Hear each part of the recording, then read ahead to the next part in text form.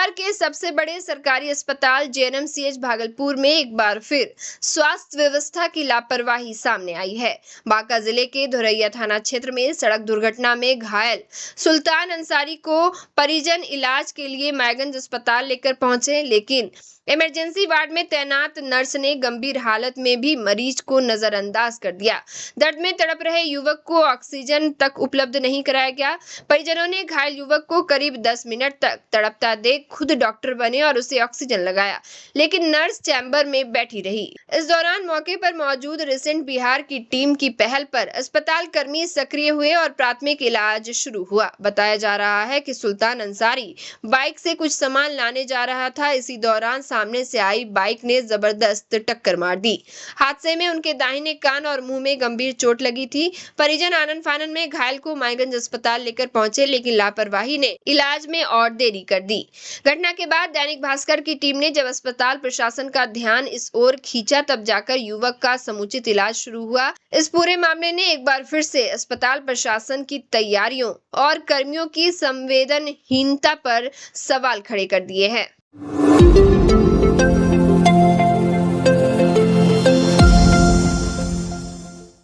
पूर्वी बिहार के सबसे बड़े अस्पताल मैगंज भागलपुर परिसर में गुरुवार को मामूली बात को लेकर सीनियर और जूनियर मेडिकल छात्रों के बीच जमकर विवाद हो गया। देखते ही देखते मामला इतना बिगड़ गया कि दोनों ने एक दूसरे पर हमला कर दिया। घटना की जानकारी के बाद दर्जनों छात्र अस्पताल परिसर में इकट्ठा हो गए। सूत्रों के मुताबिक विवाद की शुरुआत उस वक्त हुई जब एक सीनियर छात्र ने जूनियर छात्र से अभद्र टिप्पणी की। इस बात पर जूनियर छात्र ने विरोध जताया, जिसके बाद सीनियर छात्र ने उसे थप्पड़ जड़ दिया। घटना के बाद दोनों पक्षों में कहासुनी बढ़ गई और मामला हाथापाई तक पहुंच गया। विवाद में जूनियर छात्र का सिर फट गया है। झड़प में दोनों ओर से छात्रों के घायल होने की सूचना है। मौके पर मौजूद लोगों ने घटना की जानकारी अस्पताल प्रशासन को दी। हालात को बिगड़ता देख प्रशासन ने तत्काल बरारी थाने को सूचना किया। सूचना मिलते ही बरारी पुलिस मौके पर पहुंची और स्थिति को नियंत्रित करने के लिए कई छात्रों को हिरासत में लेकर थाने ले आई। थाने में छात्रों के पहुंचने की खबर फैलते ही सीनियर और जूनियर दोनों गुटों के छात्र बड़ी संख्या में बरारी थाना गेट के बाहर जुट गए। एहतियात के तौर पर पुलिस ने सुरक्षा व्यवस्था कड़ी कर दी। घटना के बाद तनावपूर्ण माहौल को देखते हुए प्रशासन ने स्पेशल ऑक्सिलरी पुलिस फोर्स के जवान को भी बुलाया। फिलहाल जवान बरारी थाना परिसर में कैंप कर रहे हैं और पुलिस मामले की बारीकी से जांच में जुटी हुई है।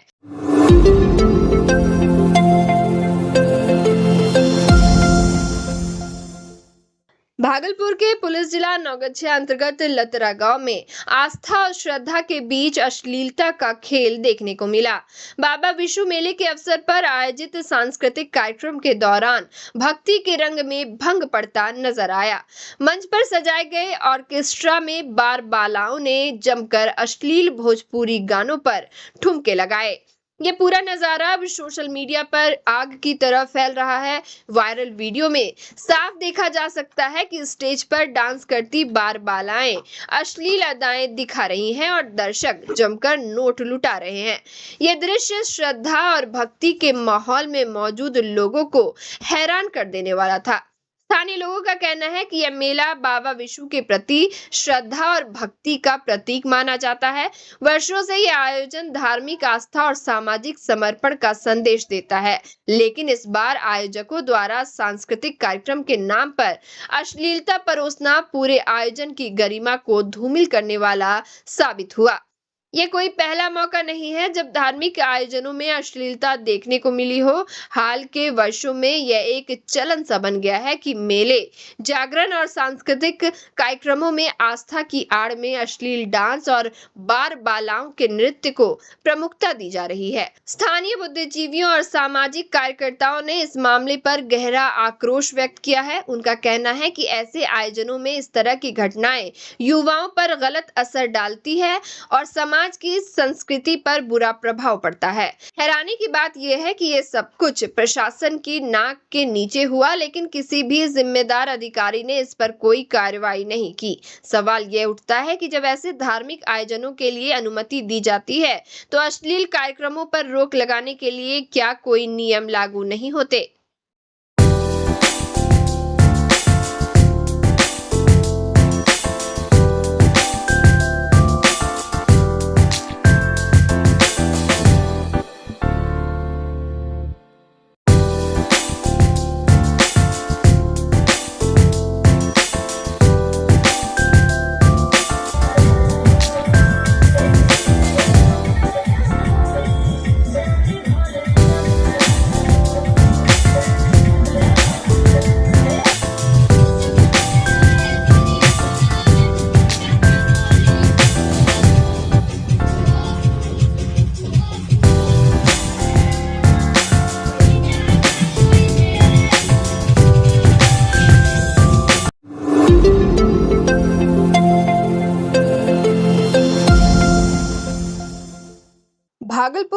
स्थापना दिवस 4 मई को मनाया जाएगा। इसको लेकर भागलपुर के जिलाधिकारी डॉक्टर नवल किशोर चौधरी की अध्यक्षता में समाहरणालय स्थित समीक्षा भवन में बैठक आयोजित की गई, जिसमें भागलपुर जिले का स्थापना दिवस भव्य तरीके से मनाने का निर्णय लिया गया है। कार्यक्रम को सुचारू रूप से बेहतर बनाने के लिए संबंधित सभी पदाधिकारी के साथ जिलाधिकारी ने बैठक करते हुए कई बिंदुओं पर चर्चा की। जिला स्थापना दिवस पर सांस्कृतिक कार्यक्रम के साथ साथ कई तरह के आयोजन करने का निर्णय लिया गया है, जिसको लेकर प्रशासन ने इसकी तैयारी शुरू कर दी है। भागलपुर जिला स्थापना दिवस पर कई संस्थाओं को भी आमंत्रित करने की बात कही गई है। स्थापना दिवस पर प्रभात फेरी के साथ बच्चों के लिए निबंध प्रतियोगिता, भागलपुर शहर पर आधारित लोगो बनाने की प्रतियोगिता और भव्य सांस्कृतिक कार्यक्रम का भी आयोजन किया जाएगा, जिसको लेकर जिलाधिकारी ने संबंधित पदाधिकारियों को काम भी बांट दिए हैं। इस स्थापना दिवस कार्यक्रम को लेकर 5 लाख की राशि भागलपुर जिला को आवंटित किया गया है। पदाधिकारी का कहना है कि इतने कम राशि में कार्यक्रम करना थोड़ा मुश्किल तो होगा, लेकिन स्थापना दिवस को लेकर कार्यक्रम को बेहतर ढंग से सजाया जाएगा। भागलपुर एसडीएम धनंजय कुमार ने बताया कि श्रावणी मेला के तहत अजगैबीनाथ धाम का कार्यक्रम सुल्तानगंज में हो जाता है, विक्रमशिला महोत्सव विक्रमशिला में हो जाता है, लेकिन भागलपुर में ऐसा कोई कार्यक्रम नहीं होता है, जिसको लेकर भागलपुर स्थापना दिवस पर भागलपुर में ही ये कार्यक्रम भव्य तरीके से मनाया जाएगा। सभी बिंदुओं पर जिलाधिकारी ने सहमति जताई है।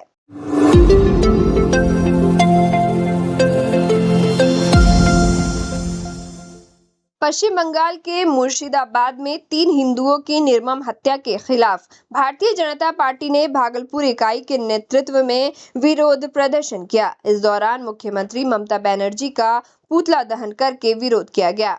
भाजपा का आरोप है कि पश्चिम बंगाल में हिंदुओं पर हमले हो रहे हैं और दमनकारी नीति अपनाई जा रही है। इस निर्मम हत्या में 35 वर्षीय गोपाल पाल, उनकी 3 वर्षीय गर्भवती पत्नी और 8 वर्ष के मासूम बेटे शामिल थे, जिन्हें शांति दूतों द्वारा धारदार हथियारों से निर्ममता पूर्वक कत्ल कर दिया गया। इस हिंसा के बीच मुर्शिदाबाद के रहने वाले एक परिवार की तस्वीर सोशल मीडिया पर काफी वायरल हो गई है, जिसे लेकर आज पूरे देश में लोग प्रदर्शन कर रहे हैं। भाजपा के जिला अध्यक्ष संतोष शाह ने कहा कि यह घोर निर्मम हत्या कहीं से सही नहीं है। हम इसका पुरजोर विरोध करते हैं। उन्होंने कहा कि पश्चिम बंगाल के मुर्शिदाबाद में 3 हिंदुओं की निर्मम हत्या और हिंदू समाज के ऊपर इस तरह के हमले कहीं से सही नहीं है। मुख्यमंत्री ममता बनर्जी को इस पर संज्ञान लेना चाहिए, वरना वह लोग बड़ा आंदोलन करेंगे। उन्होंने कहा कि ममता बनर्जी की सरकार में लगातार हिंदुओं पर हमला हो रहे हैं और उनकी सुरक्षा के लिए कोई कदम नहीं उठाए जा रहे हैं। उन्होंने मांग की कि ममता बनर्जी को तुरंत इस पर कार्रवाई करनी चाहिए और आरोपियों को कड़ी से कड़ी सजा दिलानी चाहिए। इस पुतला दहन कार्यक्रम में भारतीय जनता पार्टी भागलपुर इकाई के दर्जनों पदाधिकारी और सदस्य मौजूद थे। सभी ने एक स्वर में ममता बनर्जी की सरकार के खिलाफ नारेबाजी की और आरोपियों को कड़ी से कड़ी सजा दिलाने की मांग की। पुतला दहन आज इस साहब के चौक पर हम लोगों ने भारतीय जनता पार्टी के परिवार के लोगों ने किया है और यहाँ से संदेश देने का काम किया है और साथ ही भारत सरकार से मांग भी कर रहे हैं। ये अराजक स्थिति है, जंगल राज हो गया है पूरे बंगाल के अंदर और आज क्रांतिकारियों की आत्मा कहीं न कहीं रो रही है।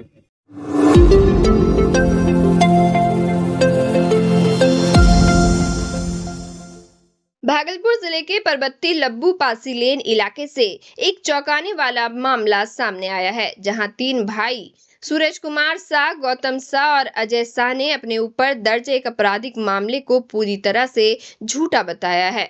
इनका कहना है कि वर्ष 2016 में हुए शराबबंदी आंदोलन का नेतृत्व इनकी स्वर्गीय माता प्रमीला देवी ने किया था, जो महिला संघर्ष समिति की अध्यक्ष थी, और यही वजह है कि उन्हें साजिश के तहत फंसाया गया है। तीनों भाइयों का दावा है कि जिस दिन की घटना का आरोप उन पर लगाया गया है, उस दिन वे तीनों अलग अलग स्थानों पर अपने काम में लगे हुए थे। कोई छठ पूजा के सामान की दुकान चला रहा था, तो कोई घाट पर गुपचुप बेच रहा था और तीसरा भाई घर पर ही मौजूद था। इसके समर्थन में उन्हें सीसीटीवी फुटेज होने की भी बात कही। आरोप यह भी है कि सूचक रंजीत मंडल, जो स्वयं एक आपराधिक प्रवृत्ति का व्यक्ति है और जिसके ऊपर दर्जनों मामले पहले से दर्ज है, उसने चुनाव प्रचार में सहयोग न करने की वजह से इन तीनों को झूठे मुकदमे में फंसा दिया। फिलहाल ये मामला विश्वविद्यालय थाना कांड संख्या 35 के अंतर्गत दर्ज है। पीड़ित परिवार ने प्रशासन से निष्पक्ष जांच और उचित कानूनी कार्रवाई की मांग की है। पुराना रंजिश है। हम लोग चुनावी में उसका साथ नहीं दिए थे। चुनाव प्रचार करने के लिए हम लोग को बोला गया था, हम उसका बात नहीं माने थे। इसलिए नहीं माने थे क्योंकि उनके ऊपर दर्जनों केस है, इसलिए हम लोग उनका साथ चुनाव प्रचार में नहीं दिए। इसी के कारण हम लोगों को फंसाया जा रहा है।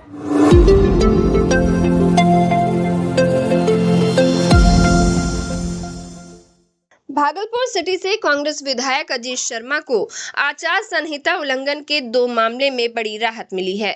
गुरुवार को भागलपुर व्यवहार न्यायालय के एमपी एमएलए विशेष कोर्ट में एसीजेएम 1 धर्मेंद्र कुमार पांडे की अदालत में पेश हुए विधायक शर्मा को कोर्ट ने जमानत दे दी। पहला मामला वर्ष 2015 के विधानसभा चुनाव के दौरान का है, जब बगैर अनुमति के कांग्रेस का झंडा लगाकर 2 लोग बाइक से प्रचार करते पकड़े गए थे।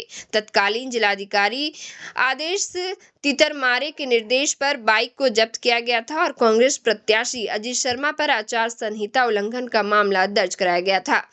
वही दूसरा मामला वर्ष 2020 के विधानसभा चुनाव से जुड़ा है। उस समय कोविड-19 के नियमों के बीच सैकड़ों कार्यकर्ताओं के साथ अजीत शर्मा द्वारा रैली निकाली गई थी। अंचल अधिकारी संजीव कुमार की ओर से दर्ज कराए गए केस में आरोप था कि रैली में करीब 500 लोग बिना मास्क के शामिल हुए थे। इस पर कोविड गाइडलाइन और चुनाव आचार संहिता के उल्लंघन का मामला दर्ज किया गया था। दोनों ही मामले में सुनवाई के बाद कोर्ट ने अजीत शर्मा को राहत देते हुए बेल दे दी है। कोर्ट परिसर में मीडिया से बातचीत करते हुए विधायक अजीत शर्मा ने कहा कि यह न्याय की जीत है। उन्होंने कहा, मैंने हमेशा नियमों का पालन किया है, कानून पर मुझे पूरा भरोसा था और आज कोर्ट ने मेरा भरोसा कायम रखा। वही विधायक के अधिवक्ता आशुतोष राय ने कहा कि दोनों ही मामले राजनीति से प्रेरित थे। न्यायालय ने हमारे तर्कों को स्वीकार करते हुए बेल प्रदान की। उन्होंने कहा कि हमारे मुवक्किल पर लगे आरोप बेबुनियाद थे। भाई देखिए, आचार संहिता का मामला है, हम लोग चुनाव लड़ते रहते हैं तो उसी आचार संहिता का चलते रहता है। अब कोई वर्कर झंडा लगा के गया तो हम पर चूंकि हमारा ही पंजा छाप है, कांग्रेस का निशान, हमारी पर केस होगा। वही सब केस था आचार संहिता का। एक में तो बेल हो गया है, दूसरे में भी हो गया ना जी, सब में बेल हो गया और अगला तारीख दिया है, निष्पादन हो जाएगा। बेल हो गया, एक्विजिशन एक्सपायरेंस सुना दिया गया।